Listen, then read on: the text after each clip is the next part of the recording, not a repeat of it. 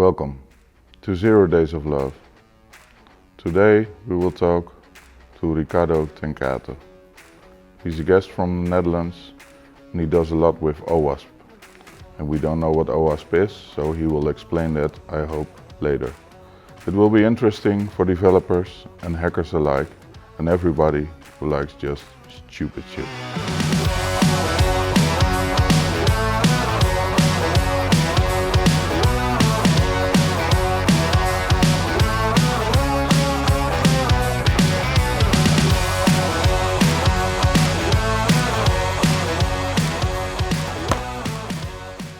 I guess he's here. Hi Edwin. Hi.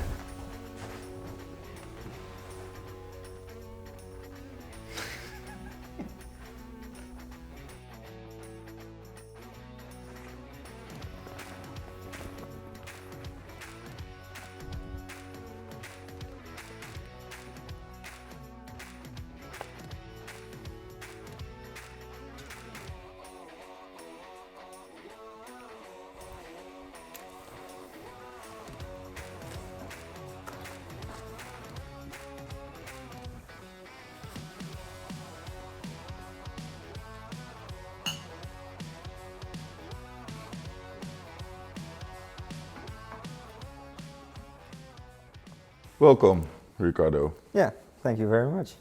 Can you tell me a little bit more about yourself? How old are you? I am 29 years old. I come from the Netherlands, born and raised in Zevenaar. And what? Zevenaar. Wow. Yeah. They call it a city, but it ain't. 2 kids, wife, like to hack, like to program, like to hack some more, like to program some more. And when I'm not hacking, I'm probably hacking or programming. Or doing something with the kids and the family, I hope. Of course. Do you have time for your kids and family? Yeah, I make sure I have time for the kids and family. Okay. So mostly when I come home, I spend time with the kids and family, but then when it's time for them to go to bed, it's you time. hack and Exactly. play and develop and play and hack. All right. And when did your interest in hacking and developing start? Well, that's a cool thing. Everybody has like cool stories where they're like, okay, about when I was 13 years old, I always wanted to find out more about shit and whatnot, but my story is basically 10 years ago, my brother told me, yo dude, go programming or I'll fucking punch you in the teeth. So yeah, here I am today. I followed his advice, started programming, started hacking, fell in love with it, and yeah. Can we have his brother here? That might be more interesting if we have his brother here, please. Okay, so you started programming, and when did security become an issue for you? Well, I basically started programming to understand the inner workings of programs more, so I could become a better hacker. So that was the first advice I got from my brother. He was like, dude, if you want to become a good hacker, you also need to be a good programmer.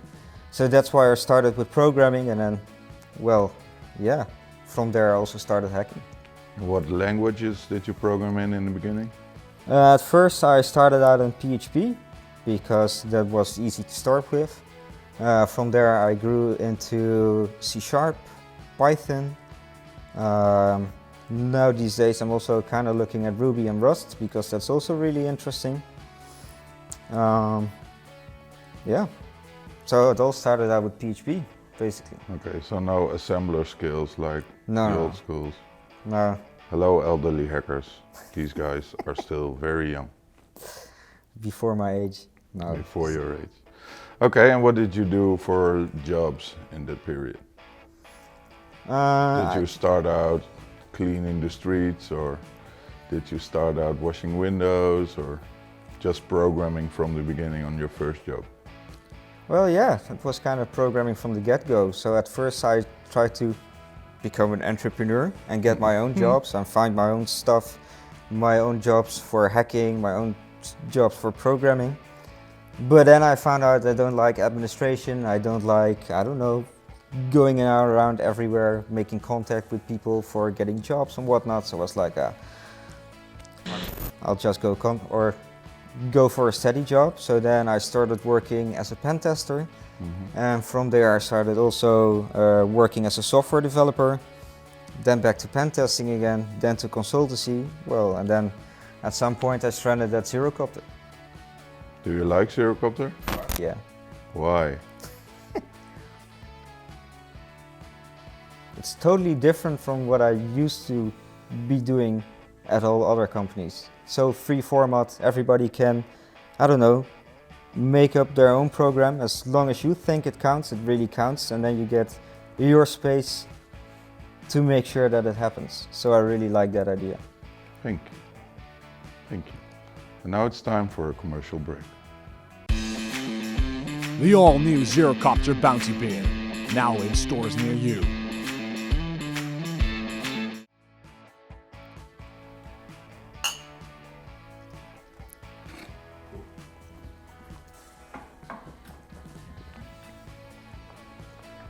So you started programming, Yeah. you started hacking, Yeah. and then at some point OWASP came into your life. What is OWASP? Please So- tell something to maybe an interested viewer, the one who's watching this, that he thinks, what is OWASP? Please explain. So OWASP is the Open Web Application Security Project.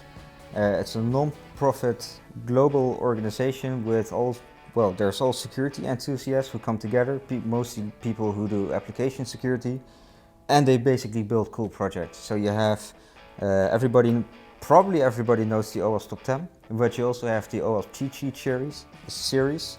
So if there's you also have an XSS cheat sheet, which has, I don't know, maybe hundreds upon hundreds of different methods on how you could potentially leverage cross-site scripting somewhere, but also how to mitigate it. Then you also have OWASP. So OWASP is the free counterpart for Burp Proxy. So OWASP is also a proxy, but you can also do dynamic scanning with it and other good stuff, fuzzing, you name it, it's probably in OWASP.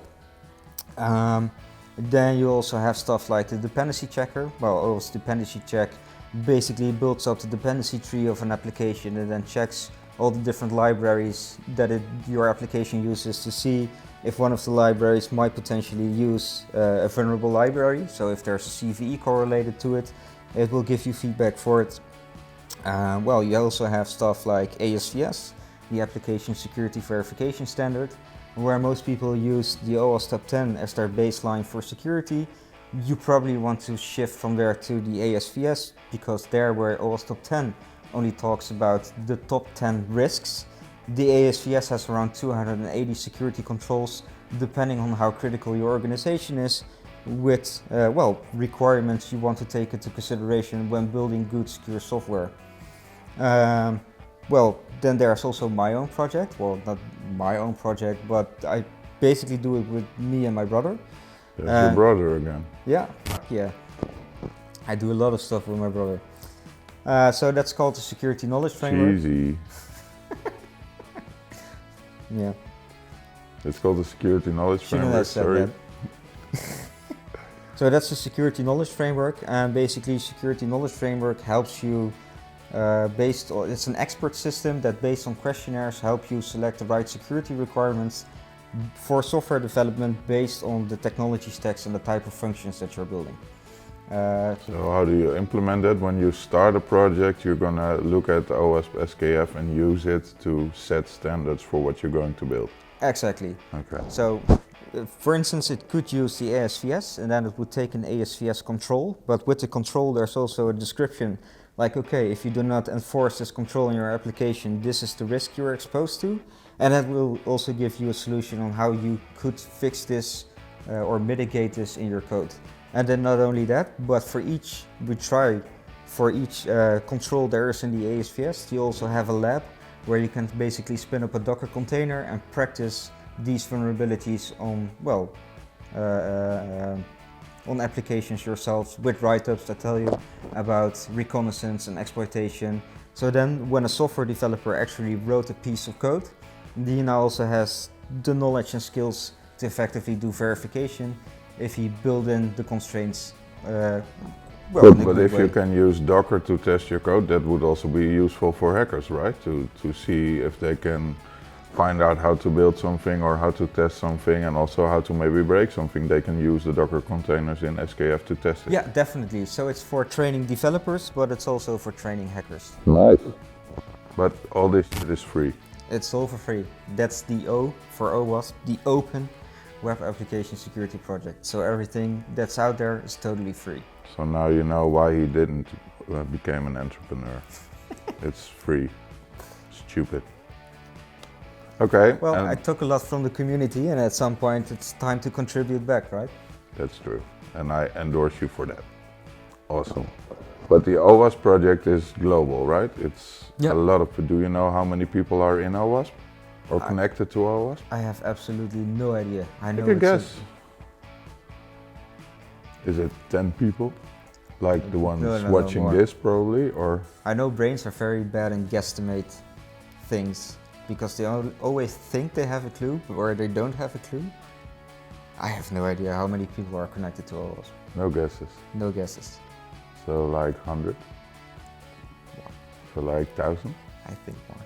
So like 50,000? Yeah, maybe more. So Maybe more. It's hard to really differentiate between people who are endorsing or contributing to OWASP at some point, or really are members, or just talking about it, or just consuming whatever there's out there. So it's really hard to tell how many actual members we really have. Okay. I think everybody who at some point did something with application security definitely knows OWASP. And there will also be a shitload of people who actually also actively contribute back to OWASP. Nice. So it's really a community thing though. wasn't It's it? really a community. And your product is led by you and your brother? Yeah. And you correct. have other people contributing to that as well, or is it just you? Yeah, there's definitely a lot of people contributing to our project. So at this point we're also mentoring 2 students. So we are mentors for Google Summer of Code. So one of the students is enhancing our chatbot API, and one of the students at this point is actively building more labs. So Is the chatbot a lady? tricky. Awkward. It's an it. It's an it. An it. Okay. The chatbot is an it. Maybe we do another commercial break. Welcome back.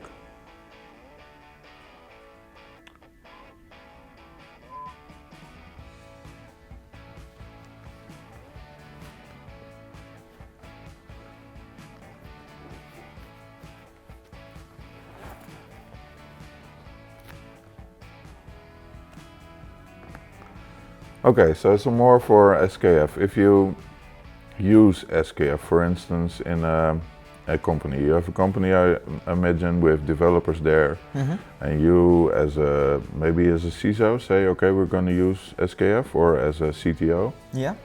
How does that work? How do you start with that, and what are the benefits for your company to use SKF? Well, if you look at the software security development lifecycle, that consists out of 5 really important stages. So one of the important stages is training. So SKF can definitely help with training and awareness because we have all the labs. And also, the second part of the software security development lifecycle is to have the right security requirements.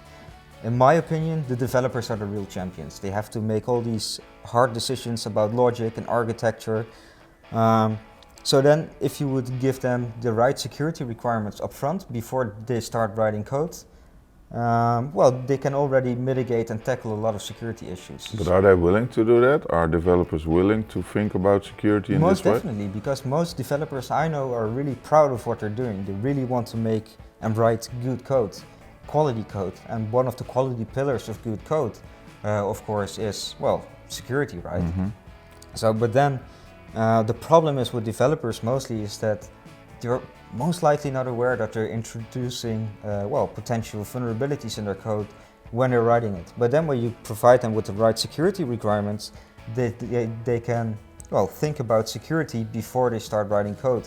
And with that, it's less likely for them to introduce security vulnerability, and also it eliminates technical debt, because at some point when you find out in a penetration test that you structurally forgot, maybe to include cross-site request forgery tokens over your entire code base, then it will take, well, significant more effort to fix that Of course. than when you would have given the developer the requirement up front before you start writing code, and then they will take it into consideration in the architecture of the code base.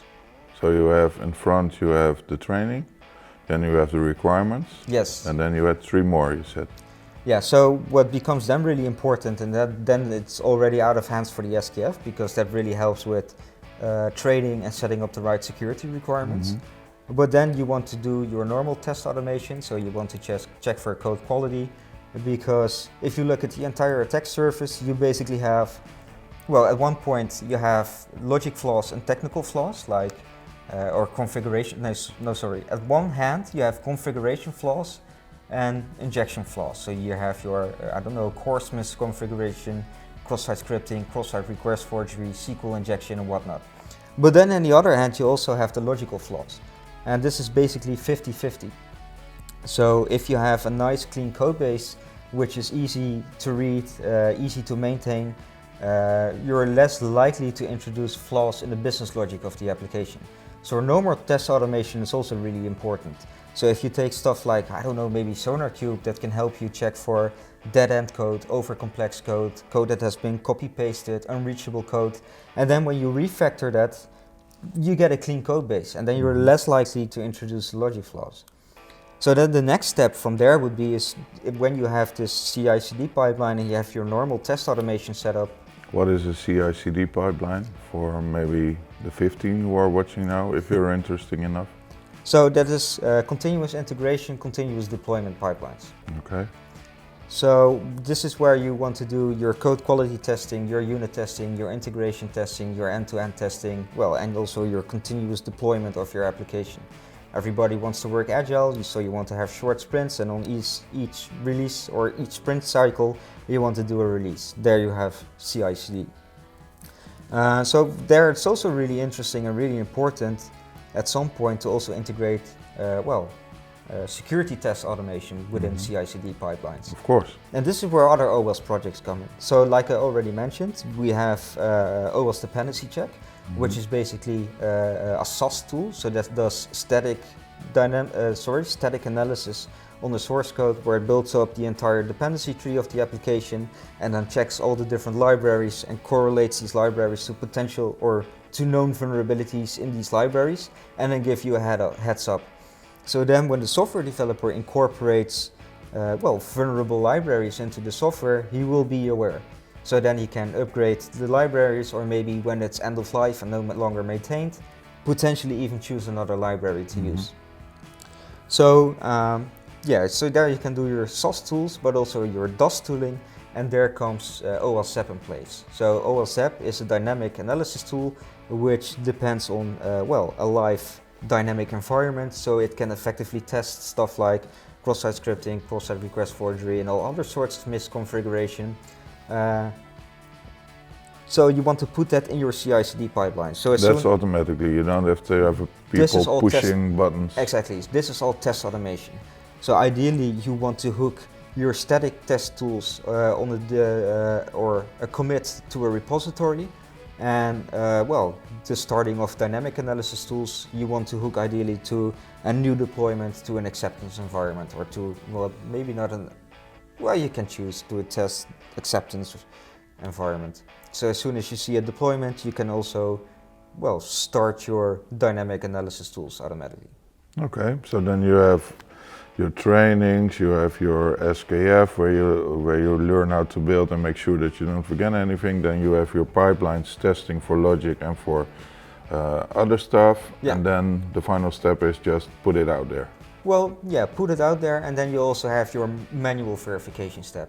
Because, tooling really misses the context of the application, and there's also a big chance that, maybe a software developer somewhere makes a mistake.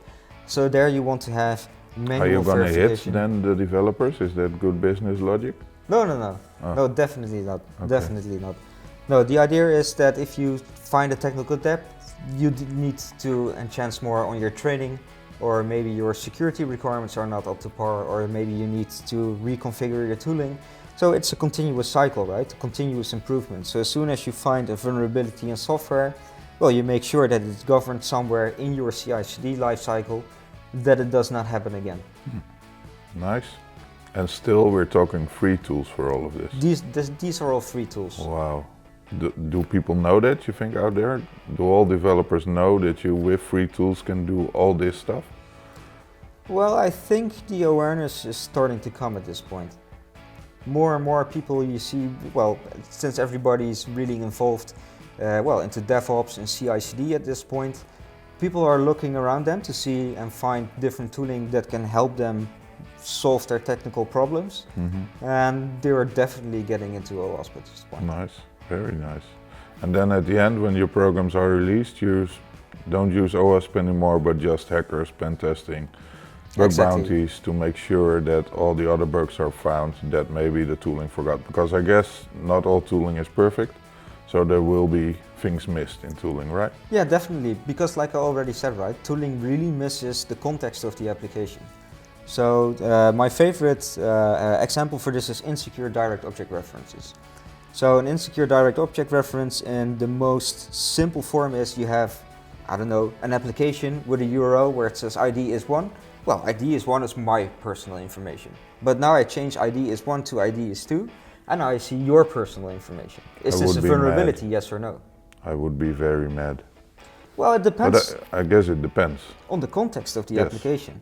Let's say, I don't know, we have banking information. Then it's a vulnerability. But if you have an open profile where we can connect and I can see some information about you and what you're up to and what you're doing, and you're willingly put your information out there, it's part of the logic of the application. So then it isn't a vulnerability. So it really depends on the context of the application. And for security tooling, it's really hard to understand the business logic of the apps. So it will not find flaws in the business logic. So here you can give the developers the right requirements like we did with the SKF and make sure their code base is clean. But at some point it's inevitable that you introduce these flaws. Yeah. And there you want to have manual verification by real experts, well, to really grab the more complex injection attacks, because most scanners only grab low-hanging fruit.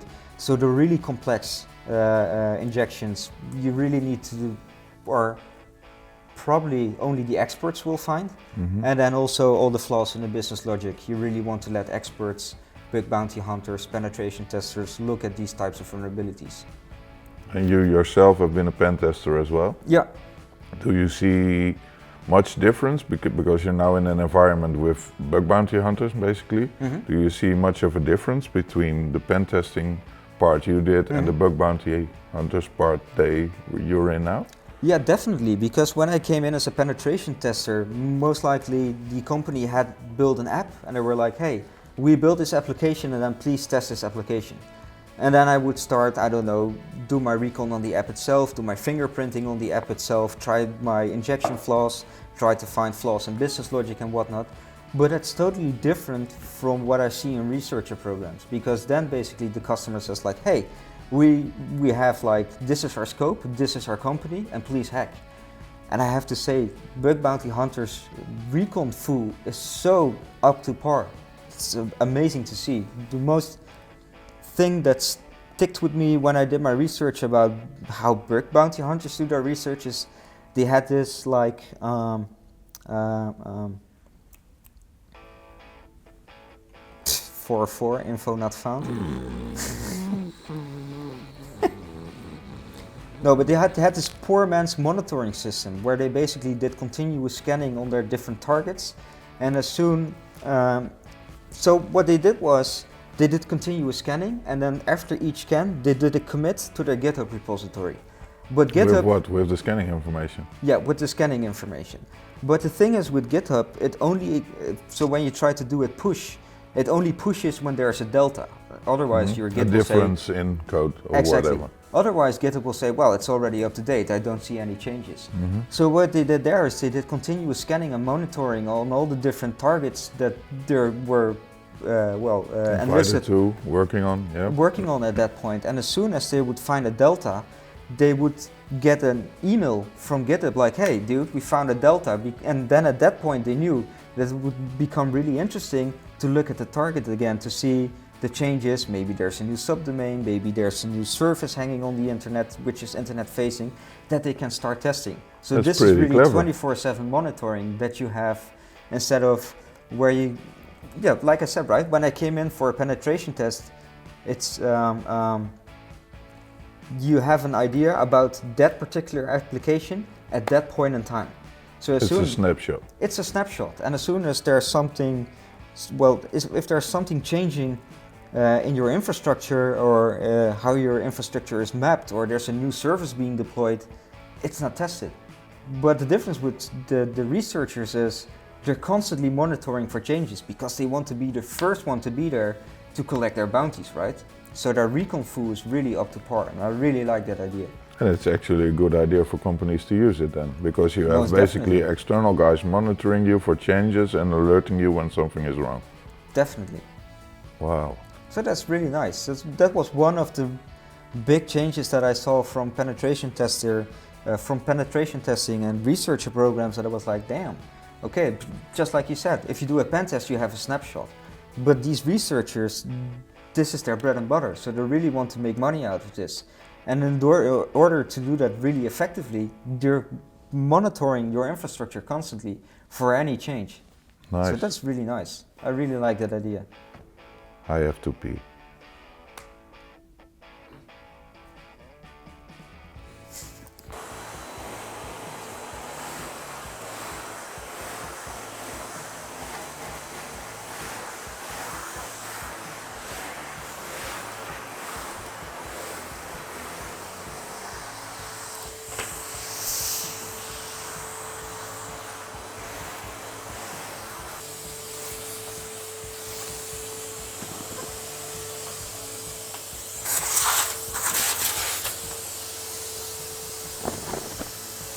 All right, so a company has cool developers, they are all using OWASP. What is the advantage for the company itself to use all those tooling? Is it just because it's free, or are there more benefits? How are companies using it? Do you know? Can you explain a little bit about that?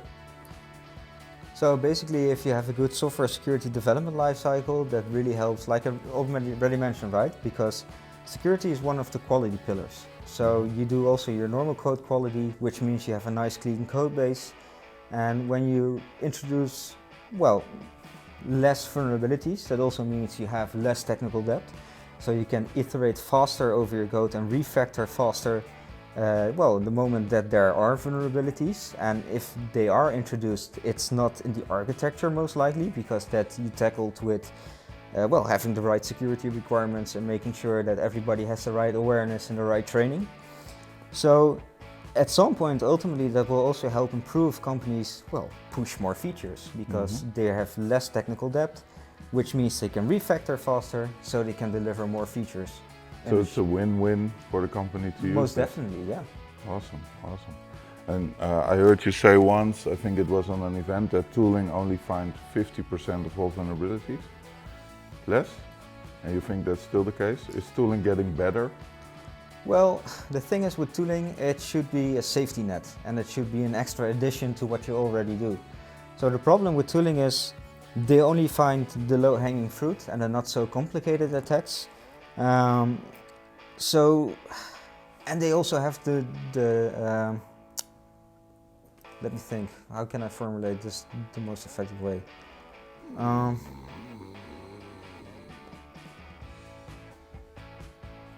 Yeah. Sorry, can you repeat the question one more time? Well, is tooling getting better? Well, yeah, there is improvement in tooling, but the thing that you need to take into consideration is there will also always be false positives. So you also have to work through the false positives. And there it's also really nice to have a good vulnerability management tool. Because the thing is, you don't want to iterate and well, go through all the different findings each time a tool has run.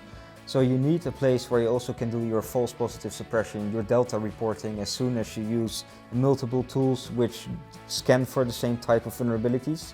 that you don't have to, well, let's say a tooling finds the cross-site scripting and the other one finds the same, that you don't have two findings, but it snaps, so you have your delta and all that good stuff. So those are things that you do need to take into consideration when you set up your security test automation. Okay. Tooling gets better, but they do have, well, they tend to also generate a lot of false positives, so you also need to have, well, a good vulnerability management process. Okay, and of course this open source tooling is not expensive because it's basically free, so you can implement that. But what I see in the market is when we find a lot of bugs with bug bounty programs, with hackers, then sometimes developers have a problem fixing them because they have tight schedules, they are doing their sprints and they don't have time to fix bugs. Yeah. Is there also an OWASP tool or something that can manage that a bit, or that can make it smoother for developers to get to fix the bugs next to the programming they have to do?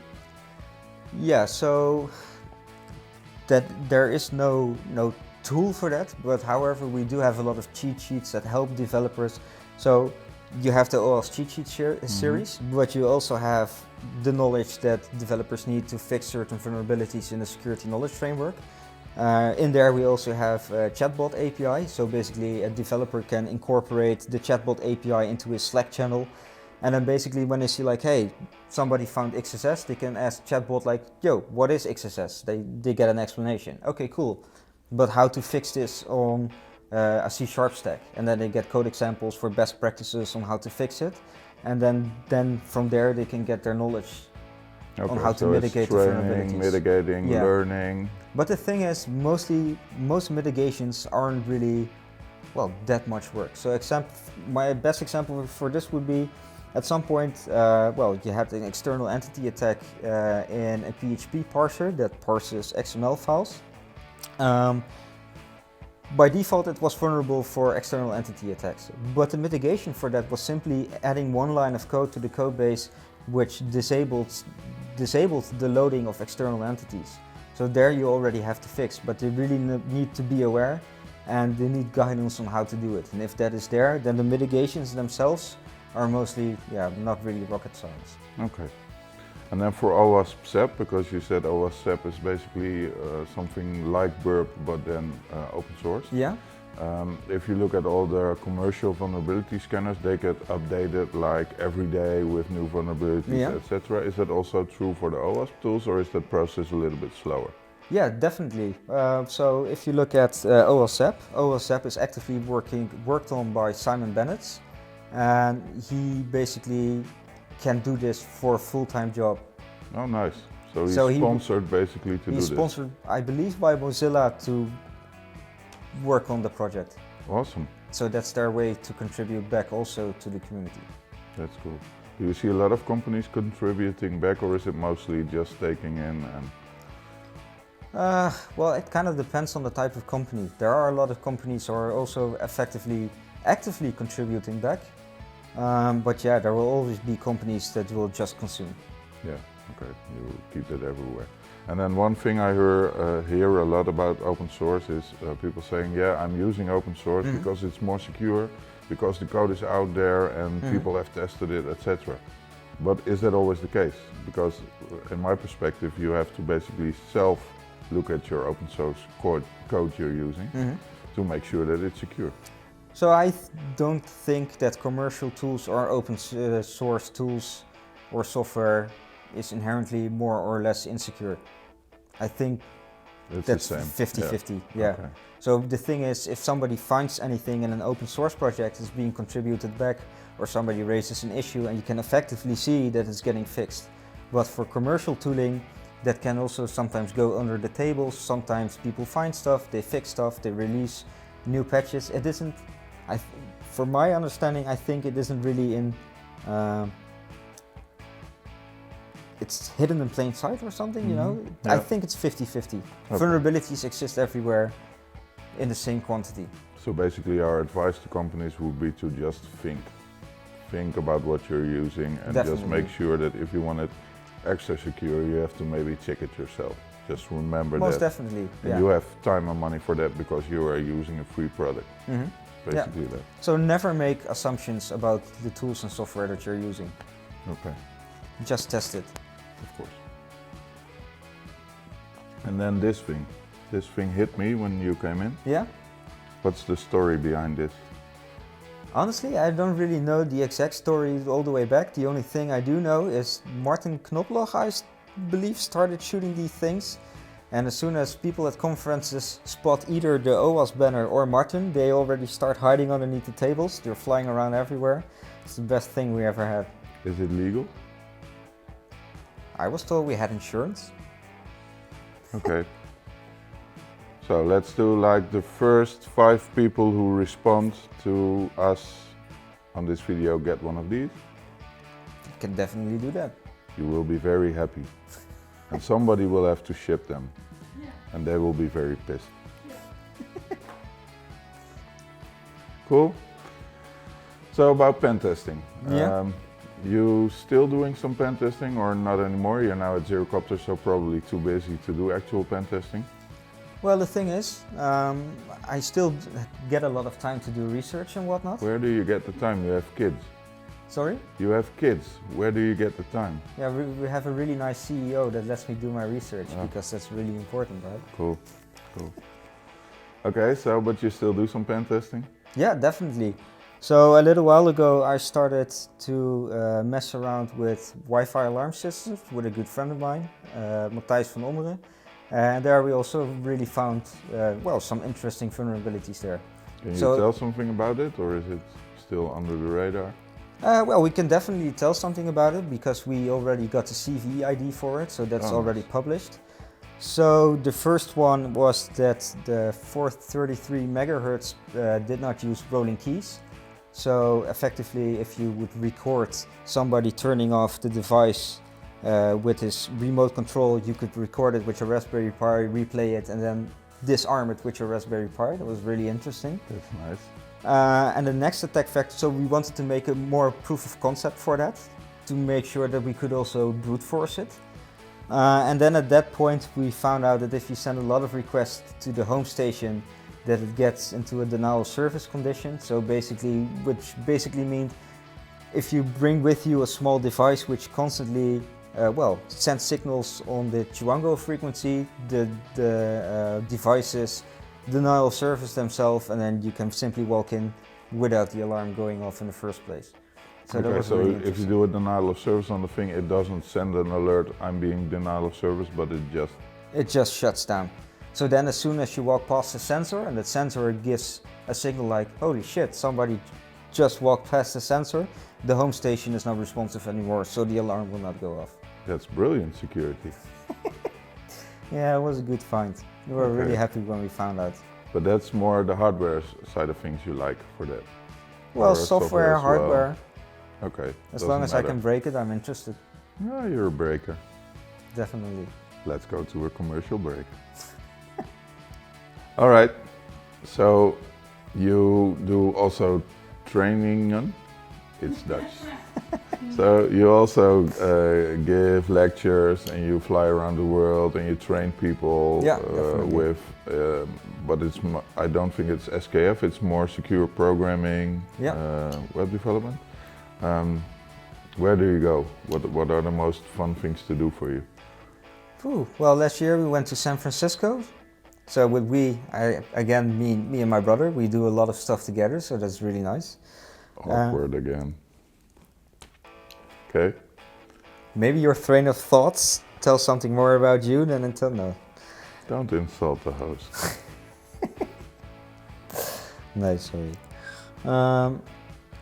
So yeah, we went to San Francisco. That was really interesting. So we did a secure development training there. So we really had a nice group of software developers, which also wanted to learn effectively how to do validation on their code. Mm-hmm. So we gave a nice hacking training, but also, taught them how to mitigate everything. We also went to India, and in India we gave a nice workshop how to set up software security development lifecycle and how to integrate security test automation and CICD pipelines, but also how to make it scalable by means of using orchestrators and such as Kubernetes and Docker. So that was also really interesting. Yeah, basically we fly around the world and just teach people about software security everywhere. Nice. Application security.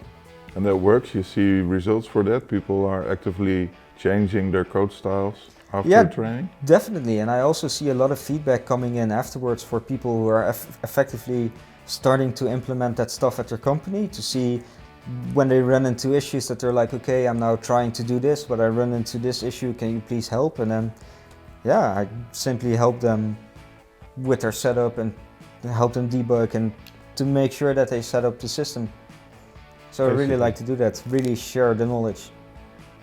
So you give back a lot to the development community? Yeah, as much as I possibly can, I contribute back. Happily. Awesome, really awesome. And if you look at a company that's perfect, how would their development lifecycle be? Do you have any tips for them or tricks to basically do some small adjustments in things you see all the time in companies to just make it better quickly? Well, I really don't know if there's a quick fix. There's no fix for all, of course, no, it's but just maybe that you see that some companies or most of the companies are doing stuff this way, and if they would just change this, it would already be 30% better. No, I think it's really, you need to put in the effort and really need to be proud on what you're building and also make sure that the developers effectively get the time to work on security. So it's not only about how much features you can release, but also let them do it in a fashion where they can be really proud at their work. So give them a bit more time to work on their code effectively. And then from there, I would say you really need to have your process in order. So make sure they get the right training requirements, test automation, security test automation, manual verification. Make sure that you, set up that process correctly. And then, it's all about learning, right? Making mistakes and learning from them. And gamification, because we have one client who does bug bounties where we put in a budget. Yeah. And he states that if his money stays in the budget after a bug bounty program, the money goes back to the development team. Oh, that's awesome. Is that something that you would endorse, or? Yeah, definitely. Make a game out of it. Yeah. Definitely. Because a lot of devs there are just reviewing their old code just to make sure they get money in the box to have a nice party, etc. Oh, that's nice. Brilliant. Okay, cool. Thanks. All right. And at home, kids, do you have problem going to the toilet or any other medical issues? Well, I have a small bladder, which gets me into trouble sometimes. When I'm on the highway dozing off and then at some point I find out that I already drove past the gas station, then I'm big. Okay, so every gas station you stop? A lot. And do you like roller coasters or Teslas or other stuff? No, I don't like roller coasters and I don't like Teslas anymore, Edwin. Oh, that's too bad. Why don't you like Teslas? Well, the last time I sat in a Tesla with a certain person, he challenged me to find out how hard it could drive, and then at some point he didn't even full gassed, halfway gassed, and I was already like, dude, no, this is insane. Stop it. It's true. He was screaming like a baby. That was his car. All right, that was it for today. I'd like to thank Ricardo for being here. It was awesome to see you. Your vacuuming sucks. I'd like to thank OWASP for their awesome work they do for everybody. And I, of course, like to thank our awesome sponsors. We'll see you next time. Bye.